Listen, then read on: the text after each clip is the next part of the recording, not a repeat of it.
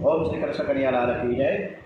श्री डोंगरे जी महाराज की जय। ओम श्री सुखदेव जी महाराज की जय। श्री व्यास नारायण भगवान की जय। श्री कृष्ण कन्हैयालाल की जय।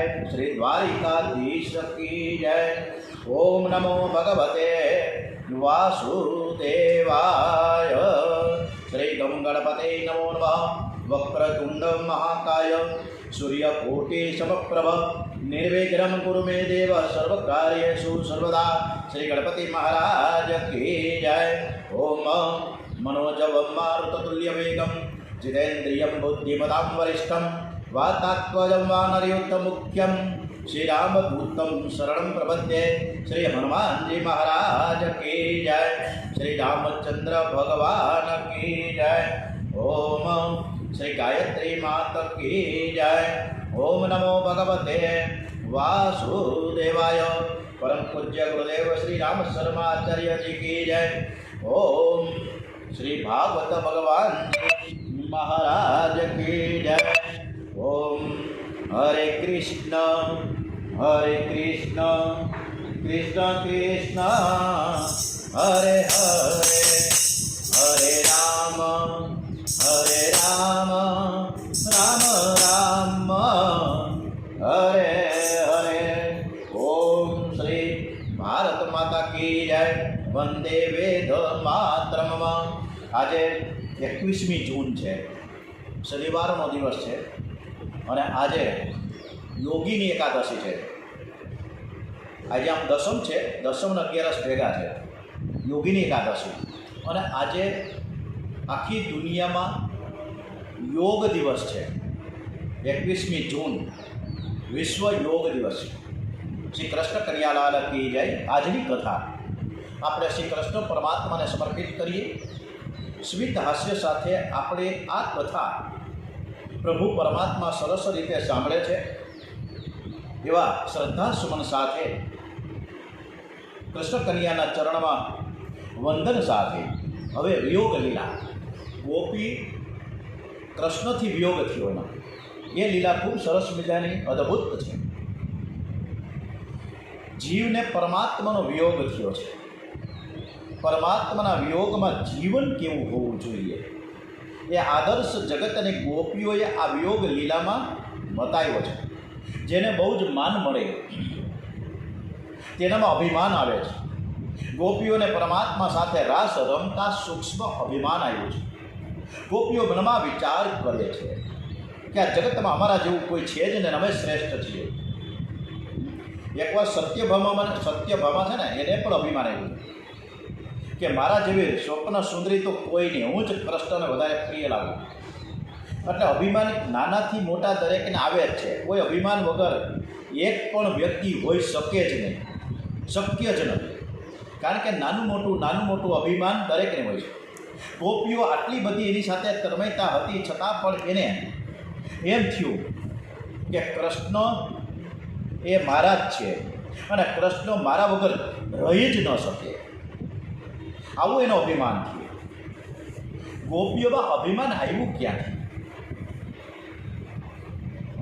અને એના મનમાં કે શ્રી કૃષ્ણ વિના કાંઈ જ નથી, શ્રી કૃષ્ણ છે જેના મનમાં, તો આવું અભિમાન એને ગોપીઓને આવે કેવી રીતે? અને આ અભિમાન આવ્યું અને એને દૂર કરવા માટે પરમાત્માએ શું કર્યું કે એકાએક અંતર ધ્યાન થઈ ગયા છે। એટલે જ ગોપીઓને પરમાત્માનો વિયોગ થયો છે। જે એકવાર પરમાત્માને મળે એને પરમાત્માનો કદી વિયોગ થતો જ નથી। પારસમણી છે ને લોઢાને સોનું બનાવે પણ પછીથી ફરીથી એ લોઢું લોખંડ ન બનાવી શકે, એ સોનું રહે છે। બ્રહ્મ સ્પર્શ થયા પછી જીવ બ્રહ્મરૂપ થાય છે, પરંતુ પ્રભુએ લીલા કરી છે। ડોંગરેજી મહારાજે ખૂબ સરસ મજાની વાત કરી છે, કારણ કે કૃષ્ણ ભગવાન છે ને પારસમણી છે, આપણે બધું લોખંડ છીએ। એટલે ગોપીઓ લોખંડ છે એટલે એને સ્પર્શ થયો, પારસમણી રૂપ જે શ્રી કૃષ્ણ પરમાત્માનો ટચ થયો એટલે એ કૃષ્ણ બની, પણ છતાંય એ પાછું લોખંડ કેમ બની ગઈ? કહેવાનો મતલબ આ થાય છે બ્રહ્મ સ્પર્શ એટલે કૃષ્ણ ભગવાનનો સ્પર્શ. આ થયા પછી આ જીવ એટલે ગોપી બ્રહ્મરૂપ થાય છે. પરંતુ પ્રભુએ એક લીલા કરી છે.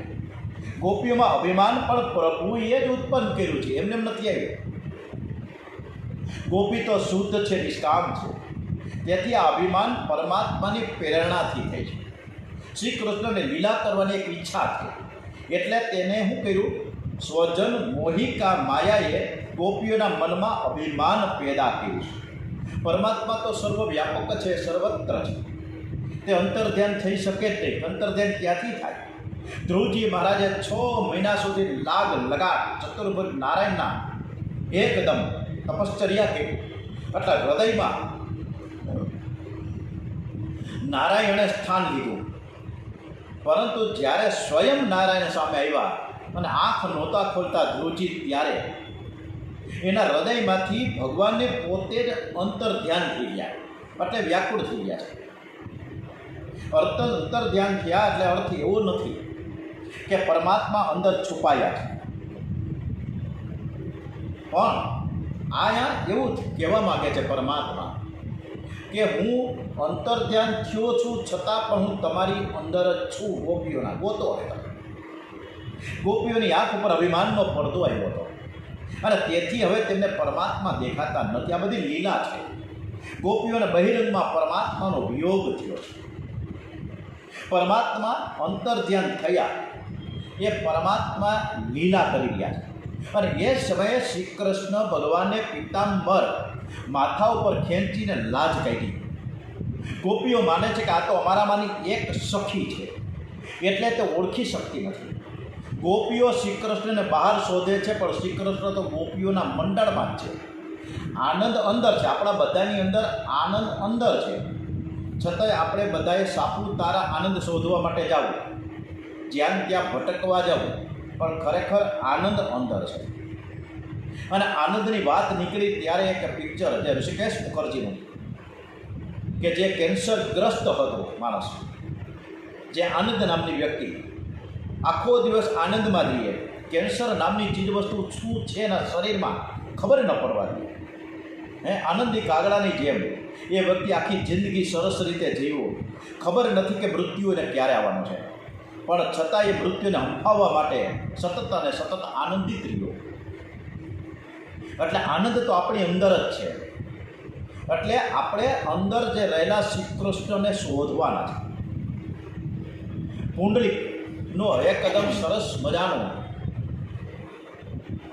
દ્રષ્ટાંત ડોગરેજી મહારાજે અવારનવાર આપ્યું છે આ કથામાં, કે પુંડલિક છે એ માતા પિતાની એકદમ પવિત્ર ભાવથી ભક્તિ કરતા. એ ક્યારે માળા કરવા નહોતા બેઠા. ઓમ નમઃ શિવાય, શ્રી કૃષ્ણ શરણમ મમ, ગાયત્રી મંત્ર કાંઈ નહીં, બસ માતા પિતાની સેવા. એટલે દ્વારિકાનાથ એને દર્શન, દ્વારિકાનાથને એમ થયું કે મારે પુંડલિકના દર્શન કરવા છે. એટલે એ સામેથી આવ્યા છે, દ્વારિકાથી પંઢરપુર આવ્યા. અને પુંડલિકના માતા પિતા કુષ્ઠ રોગથી પીડાતા, છતાં પણ પુંડલિક એકદમ સરસ રીતે માતા પિતાની સેવા કરે છે. ઘણીવાર તો માતા પિતા વૃદ્ધ હોય, વડીલો હોય, એ ગુસ્સો કરે, પણ પુંડલિક તો નમ્રતાથી એની સેવા કરે અને એની આજ્ઞાનું પાલન પણ કરે. હવે એક દિવસ દ્વારિકાનાથ પુંડલિકની ઝૂંપડીની બહાર આવીને ઊભા છે અને બૂમ પાડી, એ પુંડલિક હું બહાર ઊભો છું અને તને દર્શન કરવા માટે આવ્યો, દર્શન કરવા માટે ને દર્શન આપવા માટે આવ્યો છું. તારી માતા પિતાની સેવાથી હું બહુ જ પ્રસન્ન છું. ત્યારે પુંડલિકે દ્વારિકાનાથને મળવા માટે દોડીને બહાર ન ગયા, પણ અંદર રહીને ભગવાનને કહે છે કે પ્રભુ, હું અત્યારે મારા માતા પિતાની સેવામાં વ્યસ્ત છું. હું મારી ઝૂંપડીમાં અમથી ક્યાંય જગ્યા તો છે નહીં કે તમને હું અંદર બોલાવું, તેથી તમે બહાર ઉભા રહ્યો. મારા માતા પિતાની સેવા પૂરી થઈ જશે પછી હું બહાર આવીશ. કારણ કે પુંડલિક વિચાર કરે છે કે હું તો એની કોઈ તપ નથી કરતો, તપશ્ચર્યા કરતો નથી, માળા કરતો નથી, વિષ્ણુ સહસ્ત્ર નામ નથી લેતો, પણ આ ભગવાન જ્યારે મને સામેથી આવ્યા છે તો મારા માતા પિતાની સેવાથી આવ્યા છે. એટલે શ્રેષ્ઠ કોણ? પુંડલિક વિચાર કરે છે. મારા માતા પિતા શ્રેષ્ઠ છે કે ભગવાન શ્રેષ્ઠ છે? અને ત્યારે એને તરત જ એના મનમાંથી એક ઝબકારો થયો છે કે હું મારા માતા પિતા જ મારા માટે શ્રેષ્ઠ છે. અને એ શ્રેષ્ઠતાને હિસાબે જ ભગવાનને અહીં આવવું છે.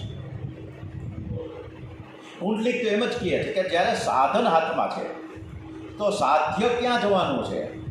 માટે સુખ સંપત્તિ મળે તો પણ, કરોડો રૂપિયા મળે છતાં પણ ભગવાનનું નામ છોડશું નહીં.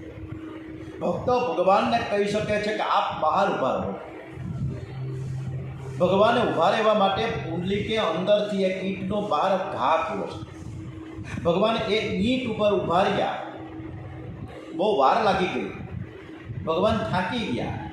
કેળ ઉપર હાથ રાખીને સૂચવે છે આપણને બધાને કે હું કેળપુર જળમાં જ ઊભો છું. અને જે કેળપુર જળમાં ઊભે કોઈ દિવસ ડૂબે નહીં. જે મારા ચરણનો આશ્રય કરે તેના માટે સંસાર કેટલો છે? મારા કેળપુર જેટલો જ છે. આટલો જ ઊંડો છે. એટલે તમે બધા જે સંસાર સાગરમાં ડૂબી ગયા છો અને એમાં પાછો પત્તો નથી, ક્યાં મળે ખબર જ નથી. પુંડલિક માતા પિતાની સેવા કરીને બહાર આવ્યા. પુંડલિક પ્રત્યક્ષ દ્વારિકાનાથને મળ્યા. પુંડલિક માતા પિતાની સેવા છોડીને ભગવાનને મળવા નથી ગયા, પરંતુ સેવા પૂજા કર્યા પછી ગયા. એટલે કે એણે સાધન ન છોડ્યું. સાધન છૂટશે તો ભગવાન અંતર ધ્યાન થશે, અદ્રશ્ય થઈ જશે. પુંડલિકની જેમ સાધન મળે તો પણ સાધન છોડવું નહીં. ગોપીઓનું મન કૃષ્ણમાં છે. વૃત્તિ કૃષ્ણાકાર હોવાથી અંતરંગમાં સંયમ છે, પણ બહિરંગમાં તો વિયોગ છે. વિયોગ એટલે વિશિષ્ટ યોગ. ગોપીઓ એક એક વસ્તુમાં શ્રી કૃષ્ણને શોધે છે. ગોપીઓ શ્રી કૃષ્ણને શોધવા નીકળી છે અને શ્રી કૃષ્ણનું સ્મરણ કરતી એવી તન્મય થઈ કે ઝાડને પૂછે કે મારો કૃષ્ણ ક્યાં છે. વિયોગમાં તન્મય થવાથી ગોપીઓને ભાન નથી કે આ તો ઝાડ છે, હું જવાબ આપશે.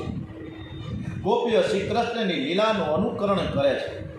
શ્રી કૃષ્ણના દર્શનમાં એવી તન્મય થઈને લાગ્યું કે હું જ શ્રી કૃષ્ણ.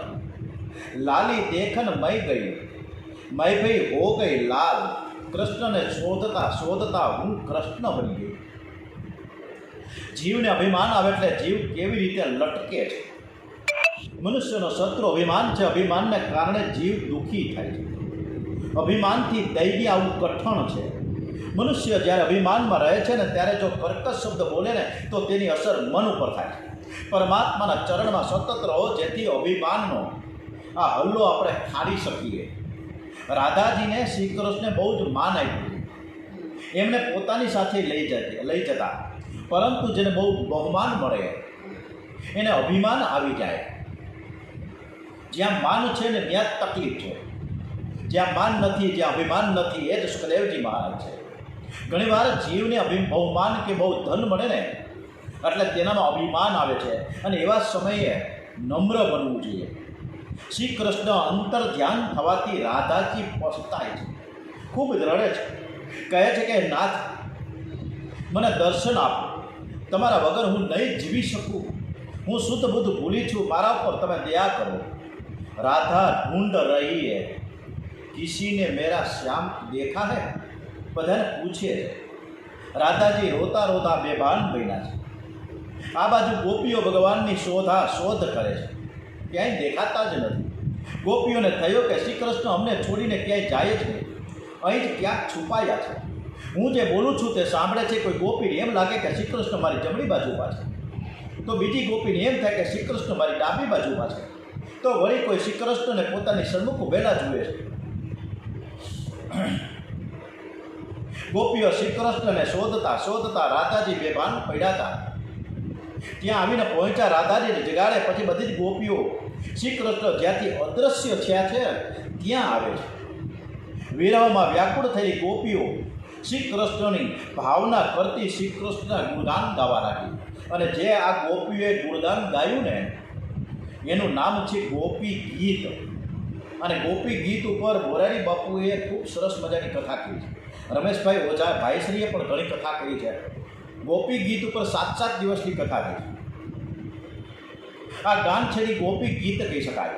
ગોપી ગીત એ વિયોગનું ગીત છે. ગોપીઓ વિચાર કરે છે કે યમુનાજીના કિનારે જઈ શ્રી કૃષ્ણની સ્તુતિ કરીશું તો શ્રી કૃષ્ણ પ્રકટ થશે. ઘણા વૈષ્ણવો ગોપી ગીતનો પાઠ કરે છે, પણ ગોપી થઈને ગોપી ગીતનો પાઠ કરવો જોઈએ. અતિ આદ્ર બનીને પાઠ કરો. અતિ આદ્ર સ્વરે પરમાત્માને પોકારો, પરમાત્માની સ્તુતિ કરો, તો પરમાત્મા અવશ્ય મળે છે. હંમેશા 3 વાર સ્તુતિ કરો. ગોવિંદ દામોદર સ્તોત્રમાં પણ કહેવામાં આવ્યું છે કે સુખાવસાને, સુખમાં સુખાવસાને, દુઃખાવસાને, ખૂબ જ દુઃખ હોય, વિપત્તિ હોય, કષ્ટ હોય તો દુઃખાવસાને, અને દેહાવસાને, કે આપણા શરીરમાં અનેક પ્રકારના કષ્ટ કેમ નથી એમ છતાં પણ સ્તુતિ કરો. સુખમાં અને દુઃખમાં બંને સમયે પરમાત્માની સ્તુતિ કરો. દુઃખમાં વિચાર કરો કે મારા પાપ તો પહાડ જેવા છે, પ્રભુએ મારા પાપના પ્રમાણમાં ઓછી સજા કરી છે. ગોપી ગીતમાં ઇન્દિરા છંદ છે. ઇન્દિરા એટલે લક્ષ્મી, ગોપીઓ લક્ષ્મી છે. ઇન્દિરા છંદ ગોપી ગીતમાં ગોપી ગીતમાં છે. 19 ગોપીઓએ આ સ્તુતિ કરી છે. જયતિ તે અધિગમ જન્મના વ્રજ શ્રેયત ઇન્દિરા સસ્વદત્ત હે દયતિ દ્રશ્યતામ દીક્ષુ તાવ કાષ્ઠલ્યપી ધૃત્વા સત્વસ્તામ વિચિન્વંતે. એક ગોપી તો એમ કે હે કૃષ્ણ, આપના જન્મથી આ વ્રજ છે વૈકુંઠથી પણ અધિક શોભી રહ્યું છે, કારણ કે લક્ષ્મીજી અહીં નિરંતર વાસ કરે છે. હે પ્રિય, આપના લીધે પ્રાણ ટકાવી રાખનારી તમારી ગોપીઓ બધી દિશાઓ આપને શોધે છે. એ તો તમે જુઓ. કનૈયાને થાય છે કે મારા ચરણમાં એવું શું છે કે બધા મને મુક્તિ ને તુચ્છ ગણી મારા ચરણમાં જ રહેવા ઈચ્છે છે, અને એ ચરણને ઉઠાવીને મુખમાં મૂકે છે. એ નાનો કાનુડો વટસ્ય પત્રસ્ય ફૂટે શયાનમ કરાર વિંદે ને પદાર વિંદમ મુખાર વિંદે વિર્વેશયંતમ. લક્ષ્મીજીને ભગવાનની ચરણ રજ લેવાની ઈચ્છા છે, અને તેથી તે વ્રજમાં આવે છે. આમ ગોપી ગીતમાં પણ અદ્ભુત વાતો છે. ડોંગરેજી મહારાજે અનુદાન, વસ્ત્રદાન એ ઉત્તમ દાન ગણાવ્યા છે, પણ એનાથી વધુમાં વધુ જો કોઈ દાન હોય તો ડોંગરેજી મહારાજ અને સુદેવજીના શબ્દોમાં કહી શકાય કે કથાદાન છે એ સર્વથી શ્રેષ્ઠ છે. કોઈ પણ આશા વગર પરમાત્માની કથા કરે તે ઉત્તમ છે. અને આ હું ભાગ્યશાળી છું કે મને આ કથાદાન કરવાનો એક મોકો મળ્યો છે, આ તક મળી છે. ક્યાંથી પ્રેરણા મળી કોને ખબર, પણ છેલ્લા 7 વર્ષથી સતત આ કથા ચાલે છે, અને આપ સૌ બધા જ ખૂબ સરસ રીતે કથા સાંભળો છો. તો પરમાત્માની કથા કરે એ ઉત્તમ છે. જ્ઞાનદાનથી જીવન સુધરે છે, જીવને કાયમની શાંતિ મળે છે. ગોપીઓ કહે છે કે હે કૃષ્ણ, તારા માટે મેં સર્વસ્વનો ત્યાગ કરીને અમે આવ્યા છીએ. હે નાથ, તારા માટે તો અમે લોક લજાનો પણ ત્યાગ કર્યો છે. અમે પતિને છોડી દીધા, હાહુને હોહરાને છોડી દીધા, બધાને છોડવા. મીરા પણ એમ કહે છે કે અમે પતિ છોડ્યો, પુત્ર છોડ્યો, માતા પિતા બંધુ બાંધવ સર્વ સગા સંબંધિયા બધાનો મેં ત્યાગ કરી દીધો છે. હવે તું આજે નિષ્ઠુર બન્યો છે. ભાઈ છોડ્યા, બંધુ છોડ્યા, સગા સોઈ, મેરે તો ગિરધર ગોપાલ દૂસરાના કોઈ. હે પ્રભુ, હવે અમારાથી તારી વીર વેદના સહી નથી જઈ શકતી. કોઈ વસ્તુમાં મારું ચિત્ત ચોટતું નથી. અમારો જીવ પાણી વગરની માછલીની પેઠે તરફડે છે. હવે તું તો દયા તો કર. ગોપીઓને દર્શનની આતુરતા ટોંચે પહોંચી ગઈ છે. હવે તો ગોપીઓ આંખની પાપણો બનાવનાર બ્રહ્માને શ્રાપ આપ્યો છે. ગોપીઓ ક્યાં સુધી કે તે મને આ આંખની પાપણ કેમ બનાવી, શું કામ બનાવી? આ પાપણો પણ તમારા દર્શનમાં વિઘ્ન કરતા છે. જે ક્ષણે પટપટે છે ને, એમાં પણ વિઘ્ન આવે છે કે મને કૃષ્ણ ભગવાનના એટલી ઘણી દર્શન નથી થતા. એક શરણનો પણ તારો વિયોગ અમારાથી સહન થતો નથી. આંખની પાપણો બનાવનાર બ્રહ્મા જળ છે. જો આંખને પાપણો જ ન હોતો પણ નિરંતર તારા દર્શન કર્યા જ કરત. કુટીન કુંતલમ શ્રી મુખે ચતે જળ ઉદીક્ષતામ પશ્ય કૃત દશામ. હે નાથ, હવે તો તારા દર્શન માટે અમે ક્યાં સુધી રાહ જોડાવીશ તું મને? તને શોધી શોધીને તો હવે અમારી આંખો પણ દુખવા આવી છે. જ્યારથી આપ અમને છોડી ગયા છો ત્યારથી કોઈ દિવસ શાંતિ મળતી નથી. હવે ક્યાં સુધી તમે અમને તરફાડાવશો? એકી ટસે અમે તમારી રાહ જોઈ રહ્યા છીએ. એક એક રાત 6 મહિના સુધીની લાંબી થતી લાગી છે. અરે યુગ કરતાંય લાંબી લાગે. હવે અમારાથી આ સહન થતું નથી. તમારા વગર આ કોઈ દુઃખ દૂર કરે તેમ નથી. મન તડપત હરિ દર્શન કો પાઉં. આ મન હવે તડપી ગયું છે કે હું તમારા દર્શન કરી શકું. દરસ બિન દુઃખ ન લાગે ન નયન. દરસ બિન દુઃખ ન લાગે નયન. જબ તે તુમ બિછરે પીવ પ્યારે, કબહુ ન પાયો ચૈન. શબદ સુનત મેરી છતિયા, કાંધે મીઠે લાગે બૈન. એકી ટકે પંથ નિહારું ભય, 6 માસી રૈન. વિરહ વિધા કાંસો કહું સજની, બહ ગઈ કરવન ऐन. મીરા કે પ્રભુ કબરે મિલોંગે, દુઃખ મીઠન સુખ દૈન. તમે મને ક્યારે મળશો? અમારું દુઃખ, અમારી વિરહ વેદના તમે ક્યારે શાંત કરશો? ગોપીઓ રડવા લાગી છે. શ્રી કૃષ્ણ દર્શન માટે તેના પ્રાણ વ્યાકુળ થઈ ગયા છે. એકલા ગીત ગાવાથી કે એકલા પરમાત્માના ગુણગાન ગાવાથી પરમાત્મા પ્રગટ થતા નથી, પરંતુ તેના માટે તમે રડો અને ત્યારે ભગવાન પ્રગટ થાય છે. રૂરુ દુહ સુસ્વરમ રાજન, કૃષ્ણ દર્શન લાલસાહા. કૃષ્ણ દર્શન લાલસાવાળી ગોપીઓ ઊંચા સ્વરથી રડવા લાગી છે. ગોપીઓનું રુદન પરમાત્માથી સહન થતું નથી, ત્યારે પરમાત્મા પ્રેમથી પ્રગટ થયા છે. તમે પણ જ્યારે ગોપીઓની જેમ પરમાત્માને માટે રડશો ત્યારે તે પ્રગટ થશે, પ્રાપ્ત થશે. રામકૃષ્ણ પરમહંસ કહે છે કે સ્ત્રી પુત્ર વગેરેના મૃત્યુના પ્રસંગે અને દ્રવ્ય અને કાવડિયાની પ્રાપ્તિ માટે આંસુઓની ધારાઓ તમે વહેવડાવો છો ને, પરંતુ પરમાત્માના દર્શન માટે એક આંસુનું ટીપું પણ એક આંસુનું ટીપું કોઈ પાડતા નથી. પોતાનો અનુભવ વર્ણવતા રામકૃષ્ણ પરમહંસ એમ કહે છે કે સંધ્યા સમયે જ્યારે મને મા કાલીના જ્યારે દર્શન ન થાય ત્યારે મોટેથી હું રડી ઉઠતો. રડતો જમીન ઉપર આડોટતો. માને દર્શન દેવા હું પ્રાર્થના કરું. માના દર્શન માટે હું એવો વ્યાકુળ બની જતો કે મારી આંખોમાંથી આંસુઓની ધારા ચાલતી. છેલ્લે મારી મા રાજી થતી, મને દર્શન આપવા આવી જતી. તમે પણ વ્યાકુળ થઈને આંસુઓની ધારા વેવડાવો તો તે અવશ્ય દર્શન આપશે. ગોપીઓનું આક્રંદ જોઈ હવે પરમાત્માથી રહેવાયું નહીં. ગોપીઓ અભિમાન દૂર કરી દિન બની પરમાત્મા પ્રગટ થયા. ભક્ત પરમાત્માને માટે રડે, આક્રંદ કરે એટલે પરમાત્મા સ્વયં દર્શન આપવા આવે છે. ગોપીઓની વિરહ વેદનાના ઉદ્ગારોને આ ગોપી ગીત કહેવામાં આવે છે. ગોપી ગીતમાં 19 શ્લોકો છે. 19 પ્રકારની જુદી જુદી ગોપીઓ આ ગીત ગાય છે. મહાપ્રભુ વલ્લભાચાર્યજીએ આ પ્રકારો બતાવ્યા છે. એટલે એક આ ગોપી ગીતના એક શ્લોક ખૂબ જ અદ્ભુત છે. રાસલીલામાં કૃષ્ણ અને ગોપીઓનો શરીર સંબંધ બિલકુલ છે જ નહીં. શ્રી કૃષ્ણનું ગોપીઓના શરીર સાથેનું મિલન નથી. ગોપીઓના પંચભૌતિક શરીર તો તેઓના ઘરમાં છે.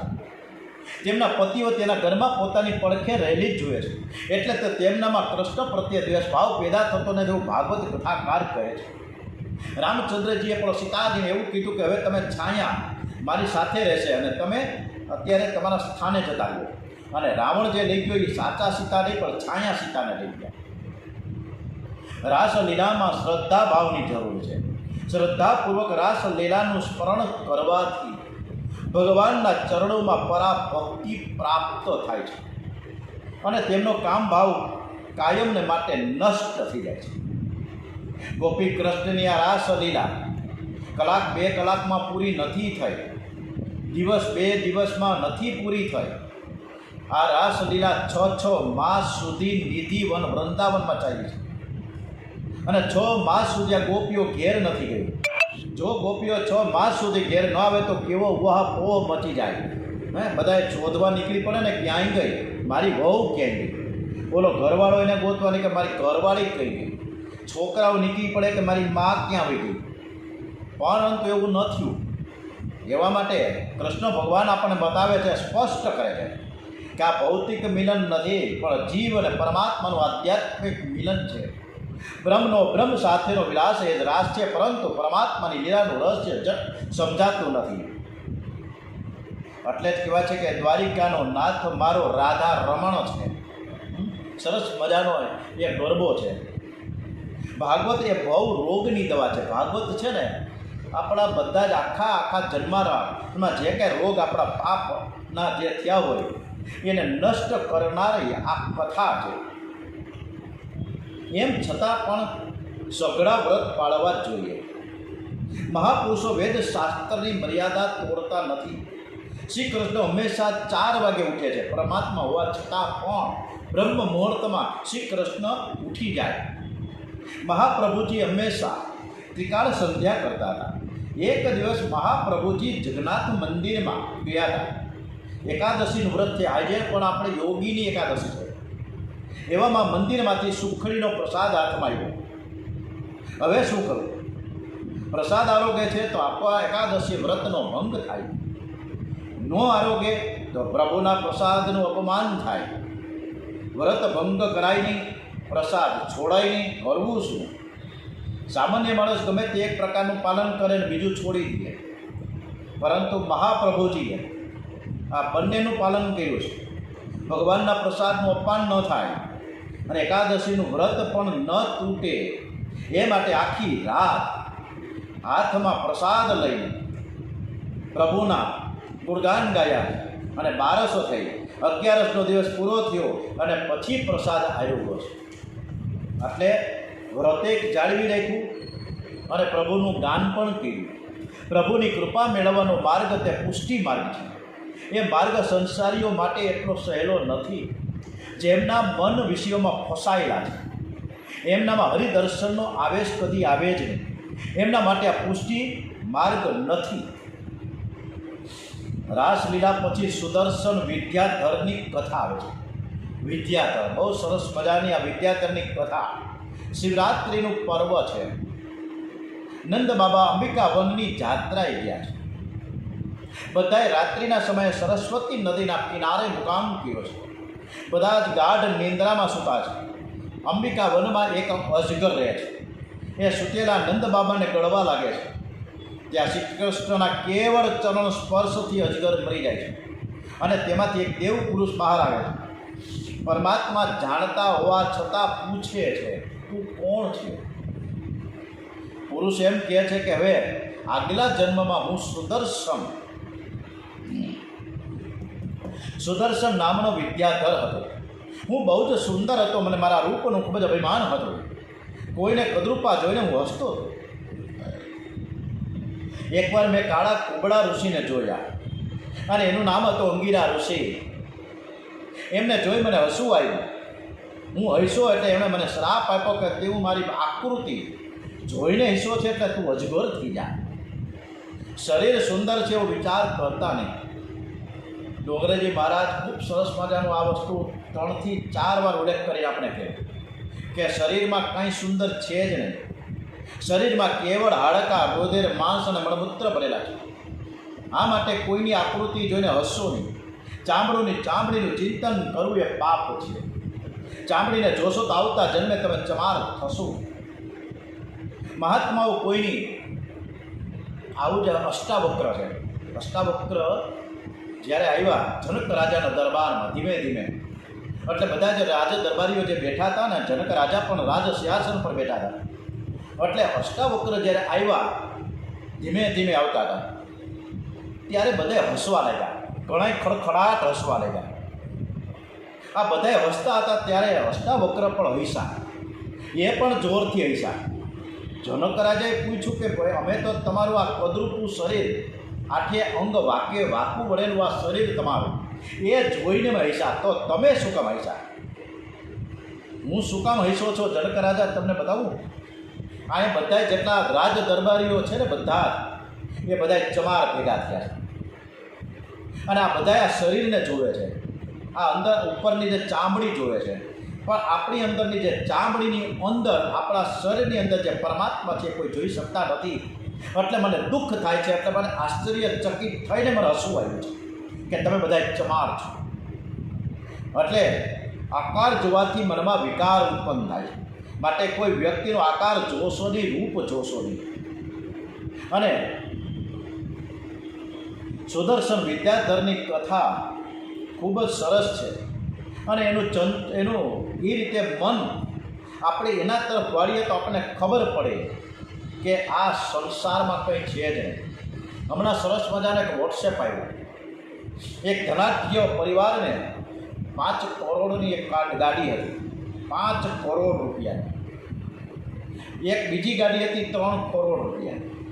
બીજી એક ગાડી હતી 1.5 કરોડ રૂપિયાની. એ માણસ ગુજરી ગયો. 5 કરોડની ગાડી, 3 કરોડની ગાડી, 1.5 કરોડની ગાડી એક બાજુ. મરી ગયા પછી એની ડેડ બોડી ક્યાં લઈ ગયા? લાકડાની નાનામીમાં લઈ ગયા, જેની કોઈ કિંમત નથી. ન્યાય પડે કાં 5 કરોડની ગાડીમાં લઈ ગયા નહીં, શું કામ ન લઈ ગયા? ઘણા એમ્બ્યુલન્સમાં લઈ જાય છે. ઘણા ઓલો રથ હોય ને, શાંતિ રથમાં રામ બોલો ભાઈ રામ, રામ બોલો ભાઈ રામ, શાંતિ રથ. શાંતિ રથની કિંમત કેટલી? 20-25 લાખ રૂપિયાની ગાડી કદાચ થઈ જતી છે કે 10 કલાકની. ઓલી 5 કરોડની ગાડીમાં નહીં બેહાડે એ ડેડ બોડીને. આ સમજવા જેવું છે બધું. હવે ગોપીઓ રાત્રે શ્રી કૃષ્ણની સાથે રાસ રમે છે, પણ એ દિવસે તેઓ શ્રી કૃષ્ણ લીલાનું ચિંતન કરતાં કરતાં તન્મય ભરી દુઃખથી દિવસો પસાર કરે છે. ગોપીઓ આખો દિવસ ઘરનું કામકાજ કરે છે અને રાત્રે સઘળી ભેગી મળીને કૃષ્ણ લીલાનું ચિંતન કરે છે. હવે આમ આપણે બધા શું કરીએ? ગપ્પા મારીએ છીએ, એકબીજાને ચાળીને ચૂકલી કે રાજ કરી, તારી બહુ કેવી ને મારી બહુ કેવી. આ જ વાર્તા હાલે ને આખો દિવસની. તમે તમારા મનને વશ નહીં કરો તો મન તમને વશ કરીને નચાવશે. માટે મનને છૂટું મોકશો નહીં. મનુષ્ય જ્યારે નવરો પડે છે ને ત્યારે તેના મનમાં પાપ આવે છે. રાત્રે સત્કર્મ અને જપ કરો. મન વાનર જેવું ચંચળ છે, એકલું પડે એટલે કૂદાકૂદ કરે છે. એટલે મનને જરા પણ નબળું પડવા દો નહીં. સતત ભગવત સ્મરણ અને સત્કાર્ય કરતા જ રહો. દરેક ઇન્દ્રિયથી ભક્તિ કરો. જીભથી ભક્તિ કરો, કાનથી ભક્તિ કરો, આંખથી ભક્તિ કરો, મનથી ભક્તિ કરો. આ મનને ચારેય બાજુથી ઘેરી લો અને તો જ તમારે એ જે મન છે એ તમારા વશમાં રહેશે. ધ્યાન એકલા જ કરો. પણ કીર્તન છે ને, બધા જ આપણે બધા ઘણી વાર કીર્તન કરીએ છીએ, પણ કીર્તન ઘરના બધા સાથે મળીને કરો. દરરોજ રાત્રે સૂતા પહેલાં ઘરના બધા ભેગા મળીને ઓછામાં ઓછું અડધી કલાક કીર્તન કરશો તો ઘર પવિત્ર થશે. આજકાલ લોકો ઘરને ખૂબ સરસ રીતે સ્વચ્છ રાખે છે, પરંતુ પવિત્ર રાખતા નથી. કથા એ કીર્તન ભક્તિ છે. કીર્તનમાં 3 પ્રકાર છે: નામ સંકીર્તન, ગુણ સંકીર્તન અને લીલા સંકીર્તન. રોજ સાંજે ઘરમાં કીર્તન થવું જોઈએ. પણ ડોંગરેજી મહારાજને આપણે એમ કહીએ કે મહારાજ તમને ખબર નથી, તમારા વખતમાં ક્યાં મોબાઈલ હતા? તમને મહારાજ તમને ક્યાં ખબર છે કે એ વખતે તમારા ક્યાં ટીવી હતા? હવે એ તમે રહેવા દો ને ભાઈ. અમારે કીર્તન બીર્તન કંઈ કરવું નથી. અમે તો એ ટીવીમાં જોઈએ, મોબાઈલ જોઈએ, વોટ્સઅપ જોઈએ, મેસેજ જોઈએ, ઇન્સ્ટાગ્રામ, ફેસબુક ને હું જાણે કેટલું આવી તમને હું ખબર પડે. અમને એમાં મજા આવે છે. હે, અમારે કંઈ કરવું નથી. તમારા વખતમાં કહી રહી બરાબર છે, અમને રહેવાથી. પણ ડોંગરેજી મહારાજ આપણે બધા પરીક્ષિત સ્ત્રીઓ છીએ સાચા અર્થમાં. ત્યારે આપણે તો કૃષ્ણ કીર્તન કરીશું. રાત્રે કદાચ ન થાય તો કાંઈ નહીં, પણ અત્યારે તો કરીએ. બરાબર ને? હા કે ના? ચાલો કરીએ. હરે કૃષ્ણ કૃષ્ણ કૃષ્ણ હરે હરે, હરે રામ રામ રામ હરે હરે, હરે કૃષ્ણ કૃષ્ણ કૃષ્ણ હરે હરે, હરે રામ રામ રામ હરે હરે. વાસુદેવાય. ઓમ શ્રી કૃષ્ણ કનૈયાલાલ કી જય. શ્રી બાલકૃષ્ણલાલ કી જય. શ્રી ડોગરેજી મહારાજ કી જય. શ્રી સુખદેવજી મહારાજ કી જય. ઓમ શ્રી ભારત માતા કી જય. વંદે વેદ માતરમ. શ્રી ભાગવત ભગવાનજી મહારાજ કી જય. ઓમ નમો ભગવતે વાસુદેવાય. ઓમ નમઃ પાર્વતી પતે. હર હર હર હર મહાદેવ હર.